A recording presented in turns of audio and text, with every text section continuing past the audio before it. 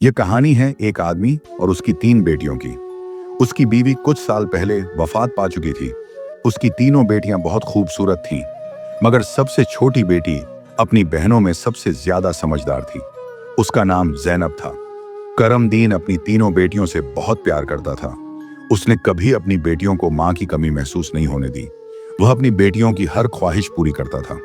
अब करमदीन की बेटियां बड़ी हो चुकी थीं और अपने पिता के लिए खुद से खाना बनाने लगी थीं। जब करमदीन काम के सिलसिले में बाहर जाता तो उसकी बेटियां उसके लिए खाना तैयार करके साथ दे देती। उसी गांव में एक बेवा औरत भी रहती थी जिसकी एक बेटी थी। उस बेवा की आदत थी कि वह हर घर में कुछ ना कुछ मांगने के लिए चली जाती थी। जब करमदीन की बेटियां अपने पिता के लिए खाना बनाती तो वह औरत अक्सर उसी समय उनके घर आग मांगने के लिए आ जाती। लेकिन करमदीन की सबसे छोटी बेटी जैनब को वह बेवा औरत बिल्कुल भी अच्छी नहीं लगती थी। जब भी वह औरत उनके घर आती, जैनब अपनी बहनों से कहती, ये औरत हमारे घर क्यों आती है? ये औरत बिल्कुल भी अच्छी नहीं है। बड़ी दोनों बहनें जैनब को समझाती, देखो, ये बेवा औरत है और गरीब है। अगर हमारे घर से आग ले जाती है तो इसमें तुम्हारा क्या नुकसान है? जैनब अपनी बहनों की बातें सुनकर चुप हो जाती, लेकिन वह कहती, देख लेना, यह औरत एक ना एक दिन हम सब के लिए मुसीबत खड़ी करेगी। यह सिलसिला यूं ही चलता रहा। वह औरत रोज उनके घर से आग लेने आती और मौका पाकर करमदीन के खाने में राख मिला देती। करमदीन ने जब अपने खाने में खराबी महसूस की तो उसने सोचा कि उसकी छोटी छोटी बेटियां खाना बनाती हैं, इसलिए उनसे कोई गलती हो जाती होगी। वह अपनी बेटियों से बहुत प्यार करता था और यह बात समझ नहीं पा रहा था कि उसकी बेटियां उसका खाना क्यों खराब कर रही हैं। फिर एक दिन करमदीन ने सोचा, आज मैं अपनी बेटियों पर नजर रखूंगा। आखिर मेरी बेटियां अचानक से मेरे खाने में राख क्यों मिलाने लगी हैं? जब करमदीन की बेटियां खाना बनाने लगी तो वह छुपकर उन्हें देखने लगा। उसकी बड़ी बेटी साफ पानी से चावल धो रही थी, छोटी बेटी सालन बना रही थी और सबसे छोटी बेटी जैनब बर्तन साफ कर रही थी, जिन बर्तनों में खाना डाला जाना था। कुछ ही देर में खाना पककर तैयार हो गया। खाने में कोई खराबी नहीं थी। करमदीन परेशान था, लेकिन फिर अचानक उसने जो देखा उसे उसके पैरों तले जमीन खिसक गई। उसने देखा कि वही बेवा औरत उनके घर आग लेने आई है और उसकी छोटी बेटी जैनब उससे बहस कर रही है।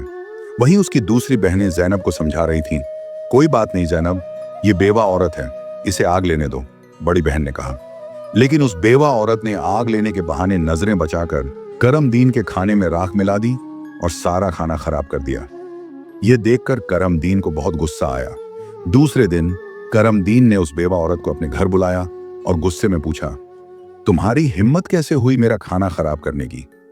वह औरत बड़ी नाटकीय अंदाज में करमदीन के पास आई और उसके सीने पर हाथ फेरते हुए कहने लगी, अरे, मैं तो यह देख रही थी कि तुम सच में अपनी बेटियों से प्यार करते हो या नहीं। खाना खराब होने पर तुम उन्हें डांटते हो या नहीं, लेकिन तुम तो बड़े अच्छे इंसान निकले, अपनी बेटियों से बहुत प्यार करने वाले। तुमने तो मेरी चोरी फौरन पकड़ ली। अब मुझे यकीन हो गया है कि तुम अपनी बेटियों से बहुत प्यार करते हो। आइंदा ऐसा कुछ नहीं होगा। करमदीन उसकी बातों और उसके नाटक पर यकीन करने लगा, क्योंकि वह बेवा औरत खूबसूरत थी। करमदीन उसके व्यवहार से प्रभावित होकर कुछ भी कहने की बजाय उसे अपनी पत्नी बनाने का फैसला कर बैठा। कुछ ही दिनों में उसने अपनी बेटियों की इजाजत के बिना उस बेवा औरत से शादी कर ली और उसे अपने घर ले आया। शादी के कुछ ही दिनों बाद वह बेवा औरत करमदीन की तीनों बेटियों से सख्त नफरत करने लगी। वह चाहती थी कि किसी भी तरह करमदीन की बेटियां इस घर से निकल जाएं। उसने उन्हें घर से निकालने के लिए तरह तरह के मंसूबे बनाने शुरू कर दिए। वह सोचती थी कि अगर बेटियां घर से चली जाएंगी तो वह और उसकी अपनी बेटी आराम से ऐश की जिंदगी जी सकेंगी। साथ ही करमदीन का पूरा ध्यान सिर्फ उसी और उसकी बेटी पर रहेगा। वह जानती थी कि करमदीन अपनी बेटियों से बहुत मोहब्बत करता है और उन्हें जरा भी दुखी नहीं देख सकता। उसकी अपनी बेटी हमेशा कीमती कपड़े पहनकर घूमती रहती थी, जिससे वह मॉडर्न लगती थी। लेकिन सौतेली माँ ने करमदीन की तीनों बेटियों को घर का सारा काम करने पर मजबूर कर दिया। वह उन्हें ठीक से पेट भर खाना भी नहीं देती थी और धीरे धीरे उनकी दूसरी जरूरतें भी कम कर दी। तीनों बहनें हर समय दुखी रहने लगीं। एक दिन 2 बड़ी बहनें रो रही थीं तो जैनब अपनी बड़ी बहनों के पास आई और कहने लगी, प्यारी बहनों, आओ हम तीनों कहीं बाहर चलें ताकि हमारा दिमाग फ्रेश हो जाए। फिर वह तीनों बहनें घर से निकल गईं और चलते चलते एक जंगल में जा पहुंची। वहां एक घने दरख्त के नीचे बैठकर वे रो रो कर अपनी मां को याद करने लगी। इतने में उनके पास से एक अल्लाह वाले बुजुर्ग का गुजर हुआ। जैनब जमीन पर बैठी रो रही थी और कह रही थी, ऐ मेरे अल्लाह, हम मजलूम लड़कियां हैं और बहुत दुखी हैं। आप देख रहे हैं ना कि हमारी सौतेली माँ हम पर कितना जुल्म करती है। हम कितने दिनों से भूखे हैं। अल्लाह वाले बुजुर्ग पास ही खड़े होकर उनकी बातें सुन रहे थे। फिर वे जैनब से मुखातिब होकर बोले, बेटियों, तुम तीनों यहाँ इस दरख्त के नीचे रोज आती हो, तुम्हें क्या दुख है? तुम मुझे बता सकती हो? जैनब ने रोते हुए अल्लाह वाले बुजुर्ग को सारा वाकया सुना दिया। उनकी बात सुनकर बुजुर्ग को बहुत दुख हुआ। वे बोले, बेटी, यहाँ से थोड़ी दूरी पर मेरी झोपड़ी है। मैं वहां रहता हूँ और इबादत करता हूँ। मेरी झोपड़ी के बाहर एक अनार का दरख्त लगा है जिस पर पके हुए अनार लगे हुए हैं। तुम जाओ और उस दरख्त से जितने मर्जी हो अनार तोड़कर खा लो। ये सुनकर तीनों लड़कियां खुशी खुशी उस झोपड़ी के पास पहुंची। उन्होंने देखा कि दरख्त पर बहुत ही खूबसूरत और रसीले अनार लगे हुए हैं। तीनों ने एक एक अनार तोड़ा और बैठकर मजे से खाने लगी। जब उनका पेट भर गया तो उन्होंने बुजुर्ग का शुक्रिया अदा किया और घर वापस आ गईं। इसके बाद जब उनकी सौतेली माँ उन्हें खाना नहीं देती तो वे रोज जंगल जाती और उन अनार को खाकर अपना पेट भर लेती। धीरे धीरे उन्होंने अपनी माँ का दिया हुआ खाना बिल्कुल छोड़ दिया। अब उनकी सौतेली माँ सोचने लगी, मैं इन लड़कियों को खाने को कुछ नहीं देती। मैं इनसे इतना काम करवाती हूँ, उन्हें जलील करती हूँ, फिर भी इनके चेहरे पर एक अजीब सी चमक है। इनमें से कोई बीमार भी नहीं पड़ती, बल्कि इनकी खूबसूरती बढ़ती जा रही है। और मेरी बेटी, जिसे मैं इतना अच्छा खाना देती हूँ, वह उनके आगे बदसूरत लगती है। दूसरे दिन जब वह लड़कियां जंगल की तरफ गईं, तो सौतेली माँ ने अपनी बेटी को उनका पीछा करने के लिए भेज दिया। जब तीनों लड़कियां अनार तोड़कर खा रही थीं, तो जैनब ने अपनी सौतेली बहन को देख लिया। उसने बाकी बहनों से कहा, यह लड़की हमारा पीछा कर रही है, मैं इसे यहां से भगा देती हूँ। फिर जैनब ने अपने हाथ में पकड़ा अनार छुपा लिया और बोली, अगर यह सब कुछ अपनी माँ को बता देगी तो यह हमारे लिए परेशानी का कारण बन सकती है। लेकिन जैनब की दूसरी बहनें बोली, जैनब, तुम कैसी बातें कर रही हो? यह बेचारी बेकसूर है। जैनब की बड़ी बहनें बोली, हमारी सौतेली माँ तंग करती हैं, यह तो हमें कुछ नहीं कहती। इसके बाद तीनों बहनों ने अपनी सौतेली बहन को पास बिठाया और उसे एक अनार पकड़ा दिया। लेकिन सौतेली बहन ने अनार नहीं खाया और जल्दी से अपनी माँ के पास जाकर कहने लगी, माँ, वे लड़कियां भूखी नहीं रहती। वे तो जंगल में एक दरख्त से अनार तोड़कर खा लेती हैं। उसी दरख्त के पास एक बुजुर्ग भी इबादत कर रहे थे और उन्होंने भी उन्हें रोकने की कोशिश नहीं की। यह सुनकर सौतेली माँ को बहुत गुस्सा आया। वह सोचने लगी, मैं इन लड़कियों को अनार खाने से कैसे रोकूं? पूरा दिन वह गुस्से में ही रही। जब शाम को करमदीन काम से घर वापस आया तो उसने अपनी बीवी को परेशान देखा। वह बोला, तुम्हें क्या परेशानी है? क्यों इतनी उदास बैठी हो? वह कहने लगी, मेरे सिर में बहुत तेज दर्द है और यह किसी दवा से ठीक नहीं होगा। करमदीन ने पूछा, तो फिर कैसे ठीक होगा? वह तुरंत बोली, जंगल में एक अनार का दरख्त है जिस पर लाल लाल अनार लगे हैं। अगर तुम उस दरख्त को जड़ से कटवा दो और उसकी जड़ें उबालकर दवा बना लो और मेरे माथे पर लगाओ तो मेरा सिर दर्द ठीक हो सकता है। करमदीन ने कहा, बस इतनी सी बात। फिर उसने कुछ आदमियों को बुलाया और उन्हें पैसे देकर कहा, जंगल में एक अनार का दरख्त है, तुम लोग उसे जड़ से उखाड़ फेंको और उसकी जड़ें मुझे लाकर दो। कुछ ही घंटों में वे आदमी उस दरख्त को जड़ से उखाड़कर उसकी जड़ें करमदीन के पास ले आए। करमदीन ने जल्दी से आग जलाई और उन जड़ों से दवा बनाकर अपनी बीवी के माथे पर मलने लगा। थोड़ी ही देर में उसकी बीवी कहने लगी, अब मुझे आराम है। अगले दिन जब तीनों बहनें जंगल गईं, तो उन्होंने देखा कि अनार का दरख्त किसी ने जड़ से उखाड़ दिया है। यह देखकर वे बहुत परेशान हो गईं और सोचने लगी, अब हम क्या खाएंगे? तभी वे तीनों लड़कियां वहीं बैठकर रोने लगीं। उनके रोने की आवाज सुनकर अल्लाह वाले बुजुर्ग अपनी झोपड़ी से बाहर आए। वे समझ गए कि लड़कियां क्यों रो रही हैं। वे बोले, इसमें रोने की क्या बात है? अल्लाह तुम्हें इससे भी बेहतर कुछ देगा। फिर अल्लाह वाले बुजुर्ग ने अपनी उंगली से जमीन की तरफ इशारा किया और वहां पर एक छोटी सी नदी बन गई जिसमें पानी की जगह दूध बह रहा था। उन्होंने उन लड़कियों को एक मिट्टी का प्याला दिया और कहा, जहां से जितना मर्जी हो दूध पियो। लड़कियां बहुत खुश हुईं और मिट्टी के प्याले में दूध भरकर पीने लगीं। जब उनका पेट भर गया तो वे बुजुर्ग का शुक्रिया अदा करके घर वापस आ गईं। इसके बाद उनका रोज का यह मामूल हो गया कि वे तालाब के पास जाती और मिट्टी के प्याले में दूध भरकर पी लेती। उनकी सौतेली माँ उनकी सेहत देखकर हैरान थी। उसने अपनी बेटी को बुलाया और कहा, मैंने तो जंगल से अनार के दरख्त का नामो निशान मिटा दिया था, फिर भी इन लड़कियों की सेहत पर कोई असर नहीं पड़ा। मैं तो इन्हें पेट भर खाना भी नहीं देती। आखिर यह ऐसा क्या खा रही हैं जिससे इनकी सेहत इतनी अच्छी हो रही है? उसने अपनी बेटी से कहा, इनका पीछा करो और पता लगाओ कि यह क्या खाती हैं। लड़की फिर से अपनी बहनों का पीछा करते हुए जंगल में गई। जब तीनों मिट्टी के प्याले से दूध पी रही थीं, तो जैनब ने पीछे मुड़कर देखा। उसने अपनी सौतेली बहन को चुपचाप खड़ा देखकर बाकी बहनों से कहा, देखो, ये लड़की फिर हमारा पीछा कर रही है। जैनब ने अपनी बहनों से कहा, तुम लोग जल्दी उठो और इसे यहां से भेजो, क्योंकि अगर इसने हमारे तालाब को देख लिया तो यह घर जाकर सब बता देगी और फिर घर में हंगामा खड़ा हो जाएगा। लेकिन जैनब की बड़ी बहनों ने उसे डांटते हुए कहा, तुम्हारा आखिर मसला क्या है? माना कि हमारी सौतेली माँ हम पर जुल्म करती है, लेकिन इसमें इस बेचारी का क्या कसूर? जैनब यह सुनकर चुप हो गई। इसके बाद तीनों ने अपनी सौतेली बहन को नदी के पास बिठाया और मिट्टी के प्याले में दूध भरकर उसे दिया। उस लड़की ने दूध पिया और जल्दी से अपनी माँ के पास पहुंचकर तालाब और दूध वाली पूरी बात बता दी।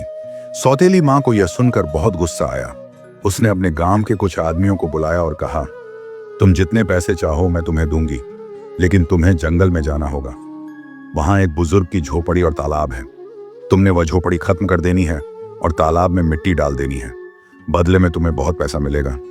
कुछ ही देर में वे आदमी उसकी मर्जी के मुताबिक सब कुछ करके लौट आए। वह औरत अब बहुत खुश थी। अगले दिन जब तीनों बहनें जंगल में गईं, तो उन्होंने देखा कि वहां ना तो तालाब है और ना ही बुजुर्ग की झोपड़ी। यह देखकर उन्हें पहाड़ जैसा दुख हुआ। वे वहीं बैठकर रोने लगीं और भूखी प्यासी अपने घर लौट आईं। उनकी सौतेली माँ यह देखकर बहुत सुकून महसूस कर रही थी। एक दिन वह फिर बीमारी का बहाना बनाकर लेट गई। शाम को जब करमदीन घर आया तो उसने अपनी बीवी को प्यार से कहा, चाहे मेरा सब कुछ बिक जाए, लेकिन मैं तुम्हें कुछ नहीं होने दूंगा। तुम्हारा इलाज सबसे अच्छे डॉक्टर से करवाऊंगा। लेकिन उसकी बीवी कुछ और ही चालें चल रही थी। उसने कहा, आपको इतना कुछ करने की जरूरत नहीं है। मेरी जिंदगी बचाने के लिए बस एक छोटा सा काम करो। करमदीन बोला, जल्दी बताओ क्या करना है, मैं वही करूंगा। उसकी बीवी बोली, तुम अपनी तीनों बेटियों का खून निकालकर मेरे हाथों और पैरों की हथेलियों पर मल दो, तभी मैं ठीक हो सकती हूँ। यह सुनकर करमदीन की आंखों में आंसू आ गए, क्योंकि वह अपनी बेटियों से बेहद मोहब्बत करता था। वह चुपचाप कमरे से बाहर निकला और अपनी बेटियों को ढूंढने लगा, लेकिन बेटियां घर में नहीं थीं। वह परेशान होकर उन्हें ढूंढते ढूंढते कब्रिस्तान पहुंचा। वहां उसने देखा कि उसकी तीनों बेटियां अपनी मां की कब्र के पास बैठकर रो रही हैं। यह देखकर करमदीन का दिल कांप गया। एक तरफ उसकी बीवी की ख्वाहिश थी और दूसरी तरफ उसकी बेटियों की जिंदगी। करमदीन को समझ नहीं आ रहा था कि वह क्या करे। उसने सोचा कि उसकी बीवी उसकी बेटियों से कभी खुश नहीं होगी और उसकी बेटियां अपनी सौतेली मां के साथ खुश नहीं हैं। इसलिए उसने फैसला किया कि बेटियों को कहीं दूर ले जाएगा। उसने अपनी बेटियों को गले लगाया और कहा, ए बेटियों, तुम क्यों परेशान होती हो? मैं तुम्हें कहीं और ले चलता हूं। वह अपनी बेटियों को एक घने जंगल में ले गया। वहां उसने मिट्टी का चूल्हा बनाया और बेटियों को खाना बनाकर खिलाया। जब बेटियों ने पेट भरकर खाना खा लिया तो वे एक दरख्त के नीचे सो गईं। करमदीन ने अपनी बेटियों को वहीं सोते हुए छोड़ दिया और वहां से भाग गया। उसके दिल में यही ख्याल था कि कम से कम मेरी बेटियां जिंदा तो रहेंगी और अपनी सौतेली मां के जुल्म से बची रहेंगी। रास्ते में उसने एक हिरण का शिकार किया और उसका खून लेकर अपनी बीवी को दे दिया। उसकी बीवी ने वह खून अपने हाथों और पैरों पर लगाया और खुश होकर कहा, अब मुझे आराम है। उसे यकीन हो गया कि करमदीन ने अपनी बेटियों को मार दिया। दूसरी तरफ जब तीनों बहनें जागीं तो उन्होंने देखा कि उनका बाप उन्हें छोड़कर जा चुका है। वे अपने बाप को पुकारने लगीं। जंगल में जंगली जानवरों की आवाजें सुनकर वे डर गईं और रोने लगीं। इत्तेफाक से उसी जंगल में 3 दोस्त शिकार के लिए आए थे। जब वे शिकार करके लौटने लगे तो उनमें से एक दोस्त, जिसका नाम नासिर था, कहने लगा, मुझे लगता है यहाँ कोई मुसीबत में है। क्या तुम लोग किसी के रोने की आवाज नहीं सुन रहे? मुझे तो किसी के रोने की आवाज आ रही है। चलो जल्दी से देखते हैं, शायद किसी को हमारी मदद की जरूरत हो। फिर तीनों दोस्त आवाज की दिशा में चल पड़े। आगे जाकर उन्होंने देखा कि 3 खूबसूरत लड़कियां बैठी हुई रो रही हैं। नासिर आगे बढ़ा और उनसे पूछा, तुम यहाँ अकेली क्या कर रही हो और इतना क्यों रो रही हो? जैनब ने नासिर को अपनी पूरी कहानी सुना दी। लड़कों को उन पर बड़ा तरस आया। वे आपस में कहने लगे, क्यों ना हम इन लड़कियों से शादी कर लें। इन्हें एक छत मिल जाएगी और हमारी जिंदगी भी सुकून से गुजरने लगेगी। फिर उन तीनों लड़कों ने उन तीनों लड़कियों से शादी कर ली। जैनब की शादी नासिर के साथ हो गई। संयोग से उन तीनों दोस्तों के घर पास पास थे। तीनों बहनें खुशी खुशी अपने अपने घरों में रहने लगी। 1 साल के बाद जैनब के घर में बेटे की पैदाइश हुई। यह देखकर नासिर के दोस्त और जैनब की बहनें बहुत खुश हुईं। धीरे धीरे जैनब का बेटा 2 साल का हो गया। एक दिन नासिर ने अपने दोस्तों से कहा, मेरा आज फिर जंगल में शिकार करने का मन हो रहा है, चलो शिकार पर चलते हैं। लेकिन उसके दोस्तों ने मना कर दिया और कहा, हमें तो किसी जरूरी काम से जाना है, हम तुम्हारे साथ जंगल नहीं जा सकते। नासिर ने जैनब से इजाजत ली और अकेला ही जंगल में शिकार के लिए चला गया। लेकिन इसके बाद कई दिन गुजर गए और नासिर घर वापस नहीं आया। जैनब बहुत परेशान हो गई। उसकी बहनें भी उसकी चिंता देखकर चिंतित हो गईं। जैनब के जीजा नासिर के दोस्त ने उसे तसल्ली देते हुए कहा, तुम फिक्र मत करो, हम नासिर को ढूंढकर जरूर वापस लाएंगे। लेकिन करनी खुदा की यह हुई कि नासिर के दोस्त भी उसे ढूंढने जंगल गए, लेकिन वे भी वापस नहीं लौटे। उन तीनों बहनों पर एक बार फिर से गम का पहाड़ टूट पड़ा। एक दिन जैनब अपने बेटे को सुला रही थी कि दरवाजे पर दस्तक हुई। उसने जल्दी से जाकर दरवाजा खोला तो क्या देखती है कि एक बुजुर्ग फकीर जिसने हरे रंग के कपड़े पहने हुए थे दरवाजे पर खड़ा है। जैनब उसे देखकर बोली, बाबा, मेरा शौहर घर पर नहीं है, मैं आपको घर में आने की इजाजत नहीं दे सकती। जब मेरा शौहर आएगा तब आप आ जाना। उस पर फकीर बोला, बेटी, मुझे बहुत भूख लगी है, किसी भूखे को खाना खिलाने में क्या हर्ज है। जैनब ने मजबूरी में उस फकीर को घर में बुला लिया और उसके लिए खाना बनाने लगी। लेकिन वह जादूगर फकीर बुरी नजरों से जैनब को देखता रहा। फिर वह जादूगर उठकर जैनब के करीब आया और बोला, सुनो लड़की, तुम मुझे बहुत अच्छी लगती हो, अपने बेटे को छोड़ दो और मुझसे शादी कर लो। जैनब डर के मारे कांपने लगी और बोली, बाबा, आप कैसी बातें कर रहे हैं? मैं शादीशुदा हूं और एक बच्चे की मां हूं, आपकी हिम्मत कैसे हुई ऐसा कहने की? यह सुनकर जादूगर फकीर को गुस्सा आ गया। उसने अपने जादू से जैनब को कुतिया बना दिया और उसके गले में रस्सी डालकर खींचते हुए ले जाने लगा। इधर जैनब का बेटा जोर जोर से रो रहा था। जैनब की बहनों ने जब उसके बेटे के रोने की आवाज सुनी तो वे भागती हुई उसके घर आईं। उन्होंने जल्दी से जैनब के बेटे को गले लगाया और अपनी बहन को घर में ढूंढने लगी। लेकिन उन्हें जैनब कहीं नजर नहीं आई। उनकी सौतेली मां के बाद अब जैनब भी गायब हो चुकी थी। वक्त इसी तरह गुजरता रहा। अब जैनब को गुम हुए भी 14 साल का लंबा वक्त गुजर चुका था। इस दौरान जैनब का बेटा जवान हो चुका था। उसकी दोनों खालाओं ने मिलकर उसे पाला था। एक दिन जैनब की खालाओं ने उसे उसकी मां के बारे में सारी सच्चाई बताई। यह सुनकर वह बहुत परेशान हो गया और बोला, खाला, आज मैं अपने माँ बाप को जरूर ढूंढने जाऊंगा। उसकी खालाओं ने उसे समझाते हुए कहा, बेटा, जो होना था वह हो चुका, जिन्हें जाना था वे चले गए। अब हम तुम्हें नहीं खोना चाहती। हमारे शौहर भी जंगल गए थे और वे भी कभी वापस नहीं आए। अगर तुम भी चले गए तो हम किसके सहारे जिएंगे? लेकिन लड़के ने कहा, खाला, आप फिक्र मत कीजिए, मैं अपने बाप और बाकी सबको ढूंढकर वापस जरूर लाऊंगा। फिर वह लड़का जंगल की तरफ निकल पड़ा। कई दिनों तक जंगल में इधर उधर भटकता रहा, लेकिन उसे कुछ समझ नहीं आया कि वह अपने माँ बाप को कहाँ ढूंढे। इसी तरह तलाश करते करते वह एक ऐसे इलाके में पहुंचा जो पूरी तरह पत्थरों का इलाका था। वहां उसने पत्थर की इमारतें देखीं और एक खूबसूरत छोटा सा पत्थर का घर देखा। वह गौर से उस घर को देख रहा था कि तभी उस घर से एक बुजुर्ग बाहर आए और बोले, बेटा, तुम यहाँ नए लगते हो, तुम्हें इस खतरनाक इलाके में आने की क्या जरूरत थी? लड़के ने जवाब दिया, बाबा जी, मैं अपने माँ बाप और ताया जी को ढूंढने के लिए यहाँ आया हूँ।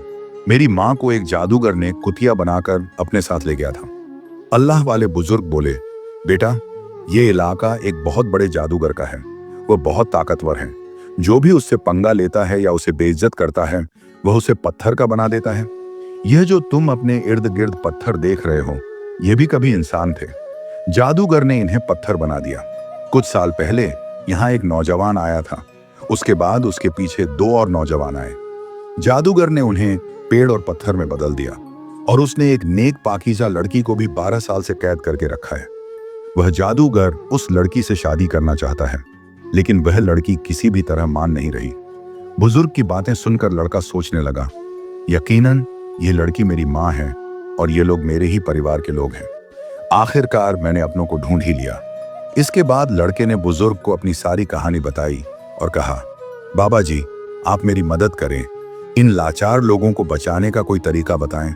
बुजुर्ग, जिनकी झोपड़ी को कभी ज़ैनब की सौतेली माँ ने जला दिया था, मुस्कुराए और बोले, बेटा, अल्लाह हमेशा नेक दिल वालों की मदद करता है, तुम्हें हिम्मत नहीं हारनी चाहिए।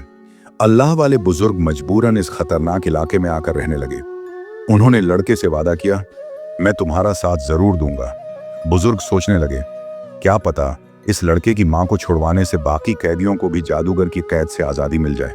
बुजुर्ग ने बाकी गांव वालों को बताया, यह मेरा पोता है जो दूसरे गांव से मुझसे मिलने आया है। जब जादूगर को शक हुआ कि गांव में कोई नया लड़का आया है, तो वह तुरंत अल्लाह वाले बुजुर्ग के पास पहुंचा और पूछने लगा, ये कौन है? बुजुर्ग ने जवाब दिया, यह मेरा पोता है। इस तरह जादूगर और लड़के की मुलाकात हुई। लड़का अपनी पहचान छुपाकर जादूगर से मिलने लगा। जादूगर ने लड़के को देखकर कहा, तुम बहुत समझदार लगते हो और अपने दादा की तरह नेक और मासूम हो। कल तुम मेरा एक काम करोगे, मैं तुम्हें एक इमारत में भेजूंगा जहां एक लड़की को मेरा पैगाम देना है। मैं उससे शादी करना चाहता हूं। लड़का समझ गया कि वह अपनी मां से मिलने जा रहा है। वह बहुत खुश हुआ और सोचने लगा कि वह अपनी मां के लिए फूल ले जाएगा। उसने योजना बनाई कि वक्त आने पर वह अपनी मां को पहचानने के लिए अपनी पहचान जाहिर करेगा। ज़ैनब की शादी के वक्त नासिर ने उसे एक अंगूठी दी थी जिस पर उसका नाम लिखा हुआ था। बाद में ज़ैनब ने वह अंगूठी अपने बेटे को पहना दी थी। सालों बाद वह अंगूठी बढ़ाकर दोबारा बनाई गई और लड़के ने अब भी वही अंगूठी पहनी हुई थी। अल्लाह वाले बुजुर्ग ने लड़के से कहा, अपनी अंगूठी को फूलों के गुलदस्ते में छुपा दो। जब तुम्हारी मां इसे देखेगी तो वह तुरंत तुम्हें पहचान लेगी। लेकिन यह काम आसान नहीं होगा।